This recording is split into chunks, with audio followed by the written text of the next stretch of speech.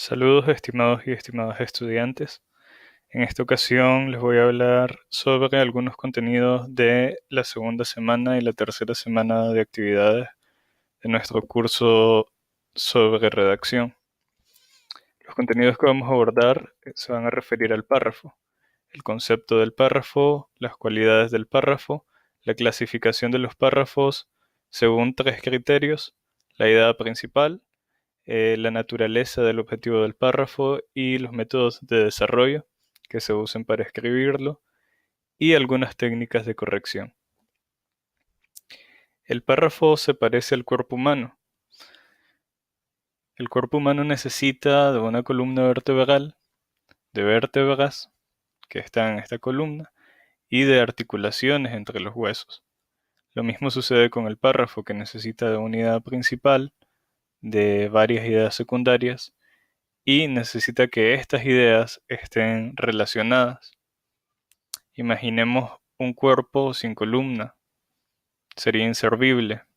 De hecho, los seres humanos no podemos existir sin ella. Lo mismo pasa con cualquier otro texto, con cualquier texto.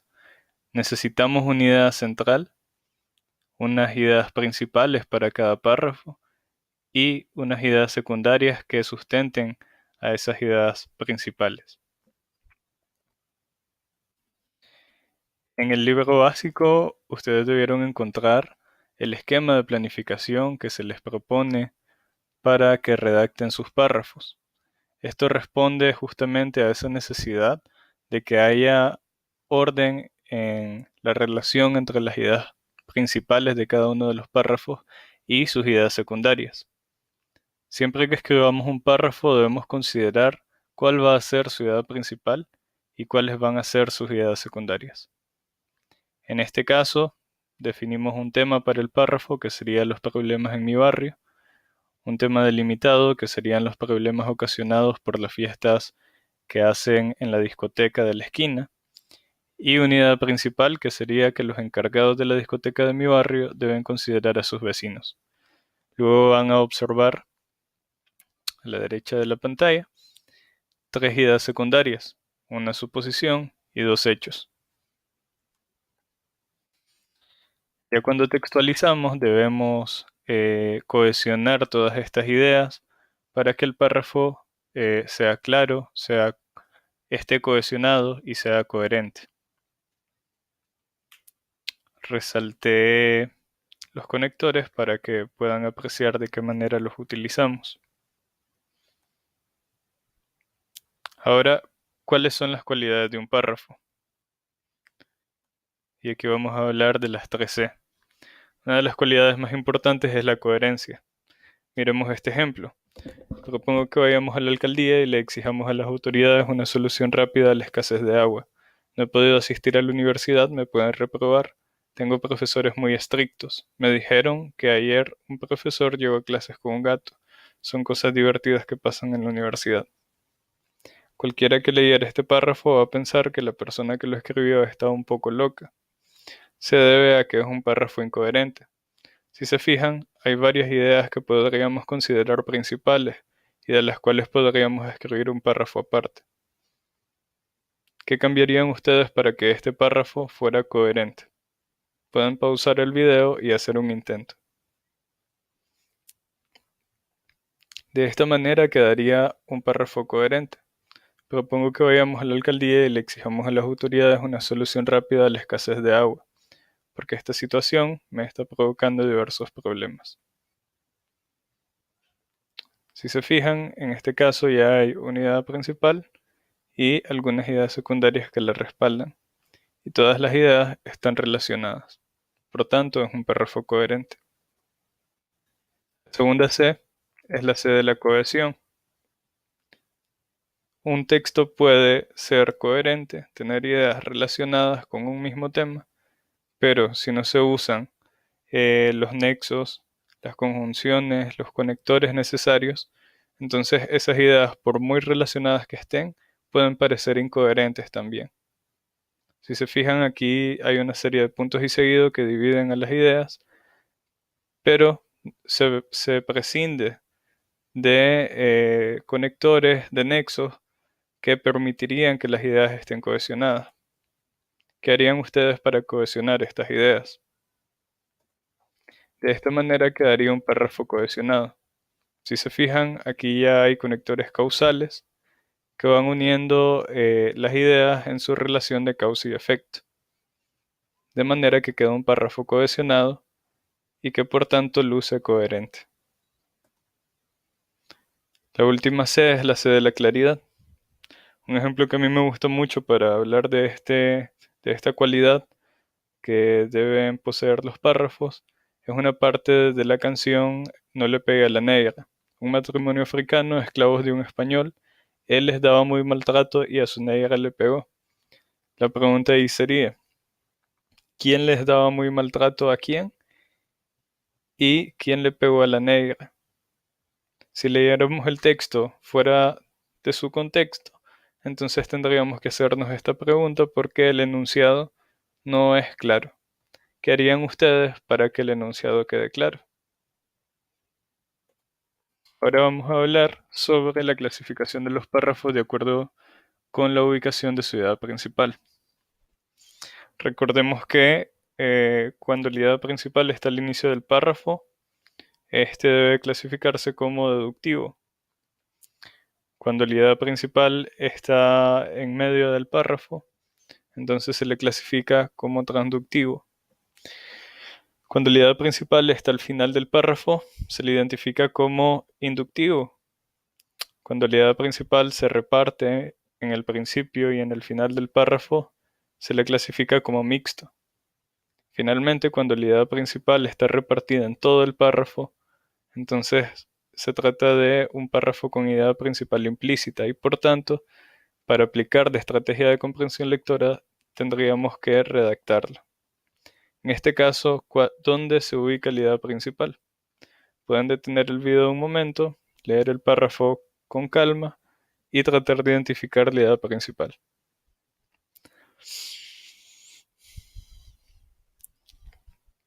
En este caso, la idea principal está al inicio.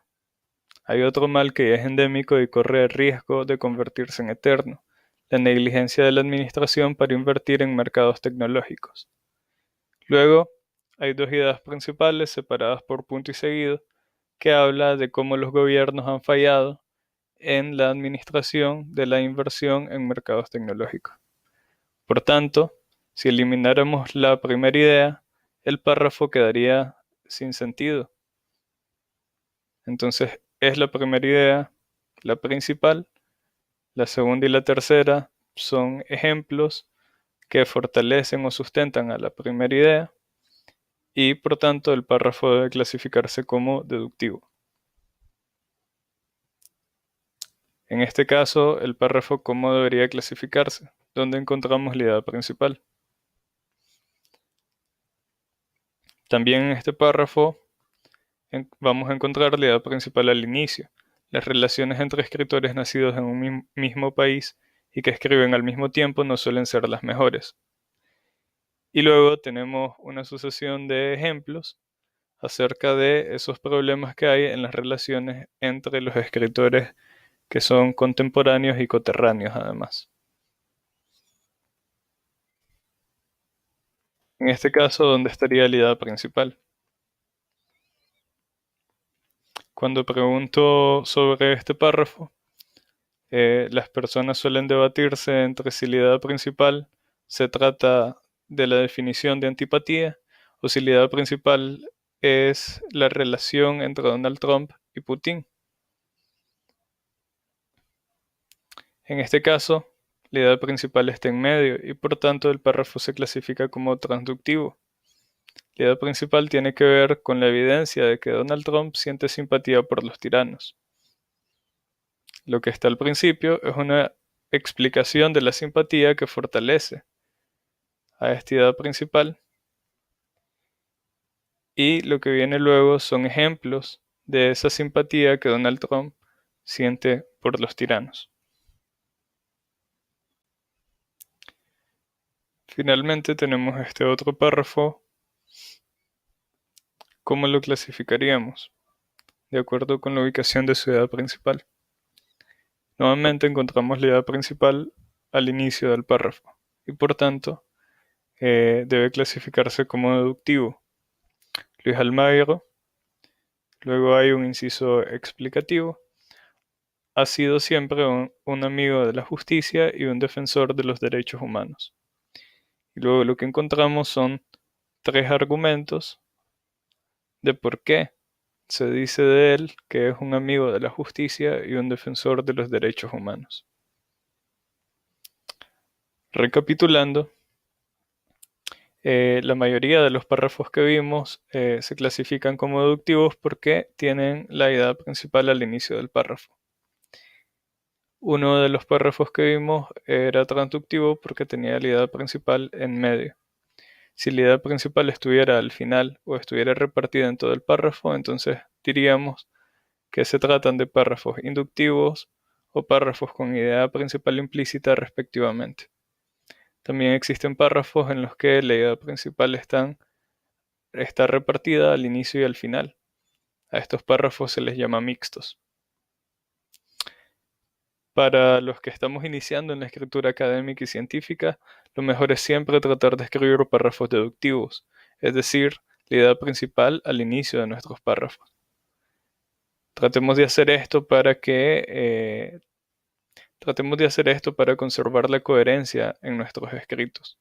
Cuando escribimos la idea principal al inicio, entonces tenemos más oportunidades de enmarcarnos en ella y desarrollar las ideas secundarias con base en esa primera idea principal. Otra sugerencia pertinente es que utilicen puntos y seguidos para separar las ideas secundarias y que también utilicen conectores. Desconfíen de los párrafos que están escritos sin punto y seguido o que solamente tienen un punto y seguido pero constan de 5 o 6 renglones. Un párrafo sin punto y seguido es como un vehículo que va viajando por curvas y que no frena para doblar. Entonces ese vehículo posiblemente colisione. Lo mismo pasa con nuestras ideas. Si no las vamos separando, si no les vamos dando pausas con los signos de puntuación, entonces esas ideas posiblemente se pierdan y resulten incoherentes. Ahora vamos a hablar acerca de la clasificación de los párrafos de acuerdo con su composición o la naturaleza de su objetivo. Este párrafo, ¿cómo se clasificaría? De acuerdo con lo que el autor plantea en él. Si se fijan, en este párrafo hay opinión. Me parece esencial para renovar los paradigmas educativos que se siguen en escuelas y universidades, dice el párrafo. Cuando un párrafo expresa opinión, se relaciona con el texto argumentativo o bien textos opinativos. En este caso, este párrafo puede clasificarse como uno argumentativo. ¿Y este otro cómo se clasificaría? Si se fijan, lo que hace el autor en este párrafo es sintetizar otro texto. Los párrafos que son síntesis de otros textos o bien son escritos que, como la sinopsis de una película, son siempre expositivos porque tratan de reunir las ideas de otro autor sin inmiscuirse en ellas, sin ofrecer una opinión.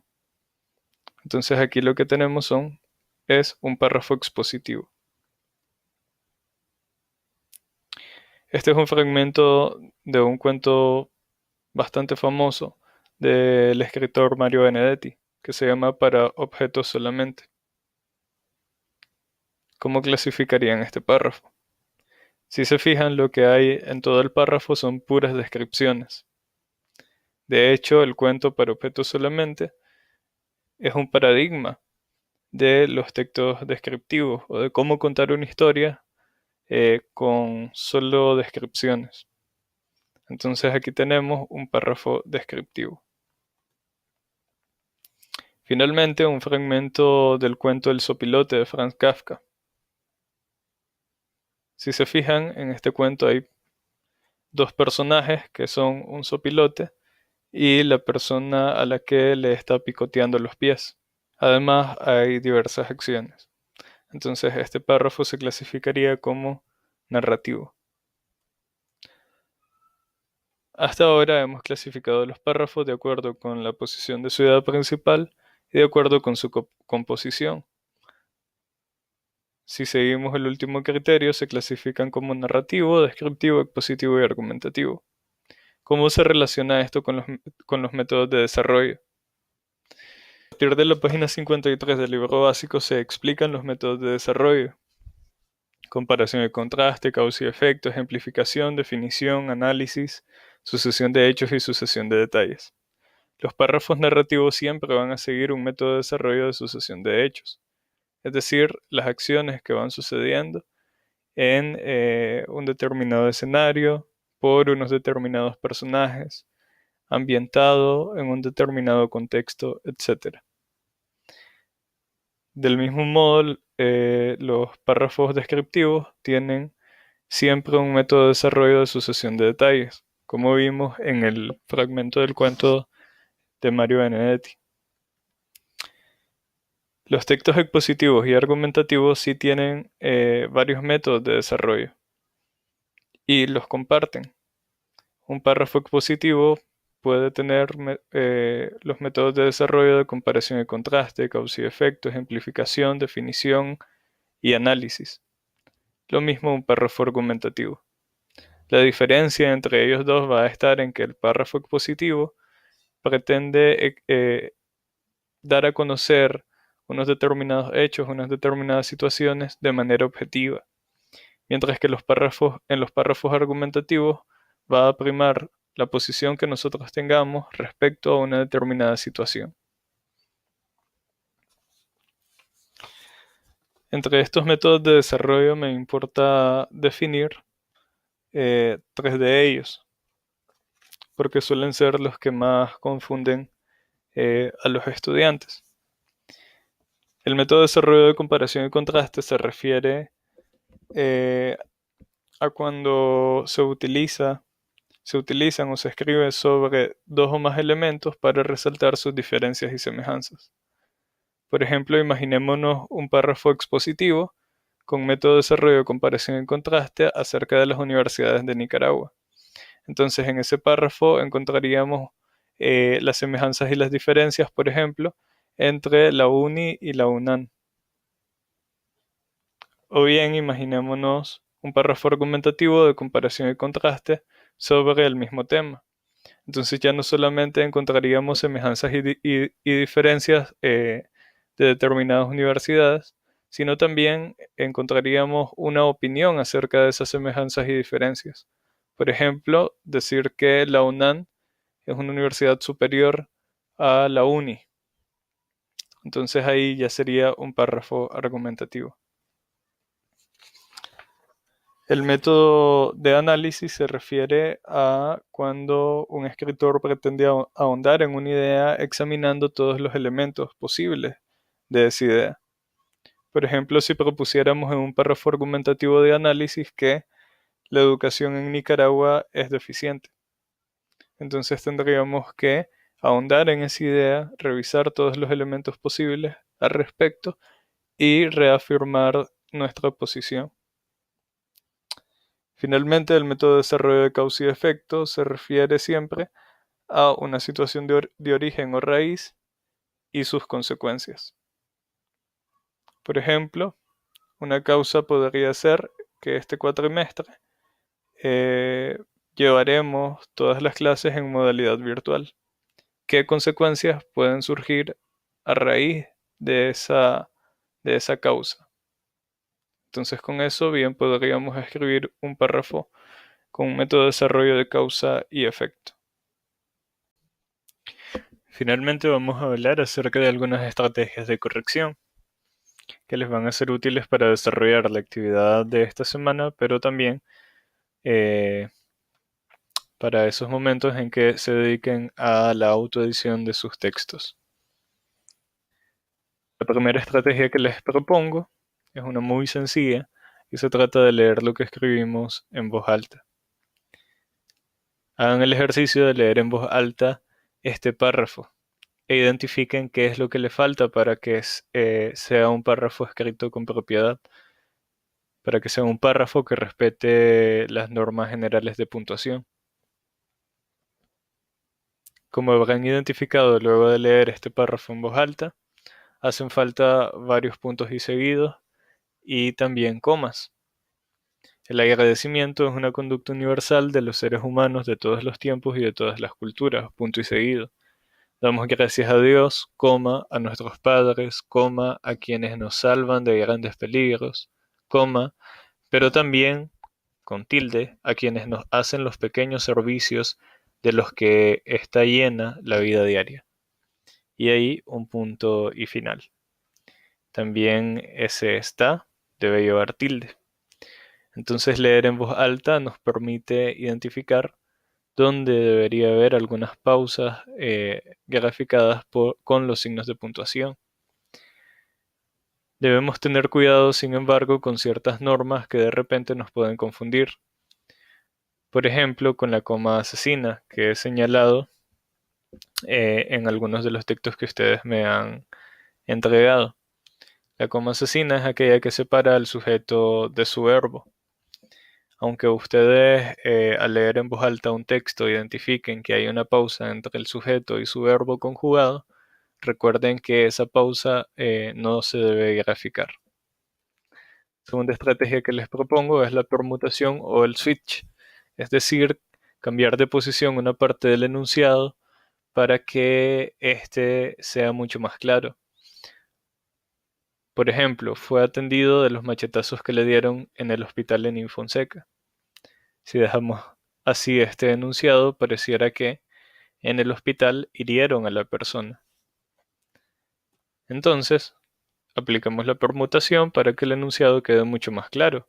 Fue atendido, coma, iniciamos un inciso explicativo en el hospital Lenin Fonseca, coma, por los machetazos que le dieron. La tercera estrategia se trata de la conmutación o precisión. Es decir, de sustituir algunas palabras que no son precisas por otras que sí permiten al enunciado ser claro en la idea que quiere transmitir. Infobae dialogó con un especialista para recuperar la diversión y el deseo sexual a través del juego de roles. Ahora bien, ¿qué sucede aquí? Que pareciera que Infobae, es decir, un medio de información, quiere recuperar diversión y deseo sexual. Entonces, en este caso, tendríamos que sustituir algunas de las palabras para lograr precisión en el enunciado. Por ejemplo, Infobae dialogó con un especialista sobre cómo recuperar la diversión y el deseo sexual a través de tal actividad. La cuarta estrategia que les propongo es la supresión. Una frase de Franz Kafka sobre esto dice que el arte de escribir está en el arte de suprimir.